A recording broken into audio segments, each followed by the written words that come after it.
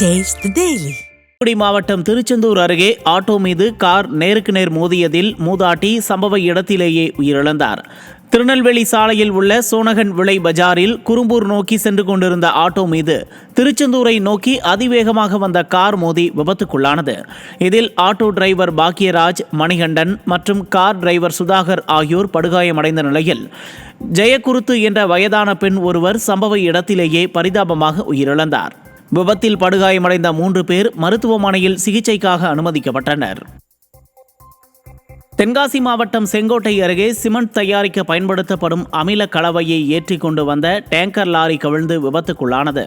புளியரை அருகே லாரி கவிழ்ந்து 1 வாரம் ஆகியும் லாரியை அப்புறப்படுத்தாததால் விவசாய நிலங்களுக்குள் அமிலங்கள் கலக்க வாய்ப்பு உள்ளதாக விவசாயிகள் வேதனை தெரிவித்துள்ளனர். எனவே கவிழ்ந்து கிடக்கும் லாரியினை விரைந்து அப்புறப்படுத்த வேண்டும் என்றும் விபத்துக்கள் ஏற்படாத வகையில் பேரிகார்டுகள் அமைத்து கட்டுப்பாடுகள் விதிக்க வேண்டும் என்று பொதுமக்கள் கோரிக்கை விடுத்துள்ளனர். கிருஷ்ணகிரி மாவட்டம் ஓசூரில் உள்ள மாநகராட்சி விளையாட்டு மைதானத்தில் கழிப்பறைகள் சரிவர பராமரிக்கப்படவில்லை என்று கூறி மாநகர ஆணையாளரை பொதுமக்கள் முற்றுகையிட்டனர். விளையாட்டு மைதானம் அருகே விழிப்புணர்வு பேரணி தொடக்க வந்த ஓசூர் மாநகர ஆணையாளர் ஸ்ரீகாந்தை பொதுமக்கள் முற்றுகையிட்டனர். அதனைத் தொடர்ந்து கழிப்பறைகளை தூய்மைப்படுத்தி பொதுமக்களின் பயன்பாட்டிற்கு கொண்டு வருவதுடன் பராமரிப்பாளரை நியமிக்கவும் ஆணையாளர் அதிகாரிகளுக்கு உத்தரவிட்டார். விடிய ஆட்சியில் மாநகராட்சி மக்கள் தேவைகளை பூர்த்தி செய்வதில்லை என குற்றம் சாட்டுகின்றனர். நீலகிரி மாவட்டம் உதகையில் முன்கூட்டியே நீர்ப்பனி பெய்ய தொடங்கியுள்ளதால் விவசாயிகள் கவலையடைந்துள்ளனர். உதகை மற்றும் சுற்றுவட்டார பகுதிகளில் இந்த ஆண்டு நீர்ப்பனி தாக்கம் அதிகரித்து காணப்பட்டது. முன்கூட்டியே நீர்ப்பனி விழுவதால் தேயிலை மற்றும் மலை காய்கறிகளை நோய் தாக்கும் அபாயம் ஏற்பட்டுள்ளதாக விவசாயிகள் அச்சமடைந்துள்ளனர். நீர்ப்பனி காரணமாக குளிரும் அதிகரித்து காணப்பட்டது.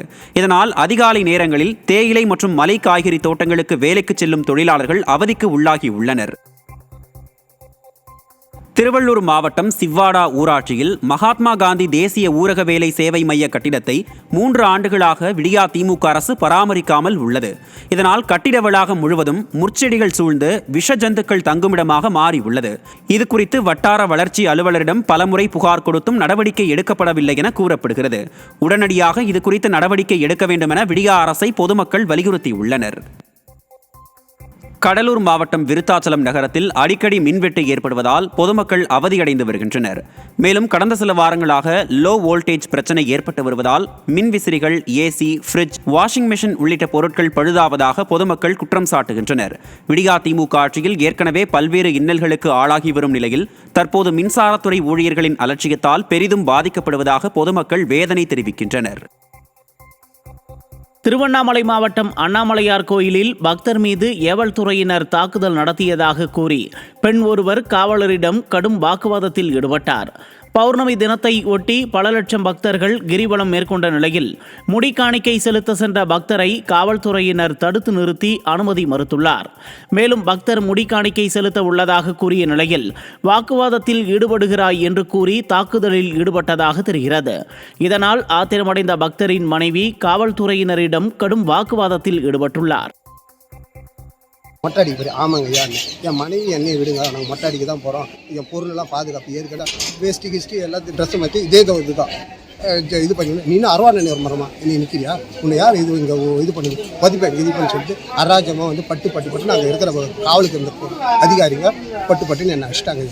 அடிச்சுட்டு இல்லாத அதுக்குள்ளே ஐயோ மக்கள் எல்லாம் கத்தின பிறகு இதுமாரி பெரிய ஒரு போட்டு அடிக்கிறீங்க. இதுமாரி வர பக்தெல்லாம் அராஜகமாக பண்ணிட்டு இருந்தா இப்போ மாதம் வந்து முடி காணிக்கைக்கு விட்டுருந்தாங்க எல்லாத்தையும் இது பண்ணாங்க. இப்போ முடி காணிக்கை இருக்கிற இடத்துல ஃபுல்லாகவே லாக் பண்ணிவிட்டு மக்களையும் விடாத எல்லாத்தையும் லாக் பண்ணிவிட்டு ஒருத்தர் போ இதை பண்ணுன்னு காலியாக விட்டு விடவே மாட்டாங்க. முடி காணிக்கை கூட செலுத்த